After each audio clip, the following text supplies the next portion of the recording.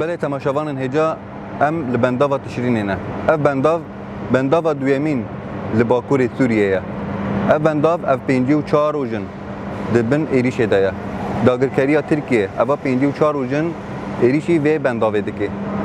ریا گشتی جی دانه اف بنداو اگر اف بنداو نهاد خطریه که مدن را رو دمینه طیبت بالافرین شهر بالافرین کشفه چکینگران اوبید هاوان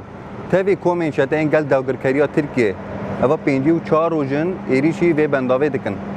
لهمبری و برخدانه که امسنوی ای شروان هیدین سوریا دموکراتیک قصده و شروان یکینین پاراستان جن یپجه لهمبر وان ایریشان جبو گونین و داره افت کراسا اف بنداول نوشه شروان لورد لسنگرین هری پیش ده برخدانه که امسنوی دنفسینه چمکی افت بنداو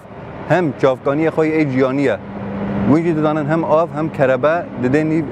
دنی وی سوریه چاو اف بنداو دویمینه و بنداو دون جی طبقه اف بنداو دویمینه د باکور سوریه جلورا داگرکریا ترکیه به بالافرین خوی شهر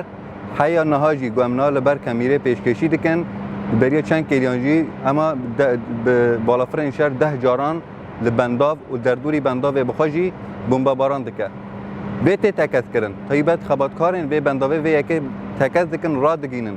اگر اب ایریش داگرکریا ترکیه لسر بنداو به وی رنگی دوام بکه اوی به سر سبب کو اف بنداو هلوبر بلواشینه و بچه اگر هلواشینه و بنداو چه به و نیو سوریه انگو گلن حرم باکور و رجلاتی سوریه به کربه بمینن به آب بمینن و کراس که جیانی به چه کرن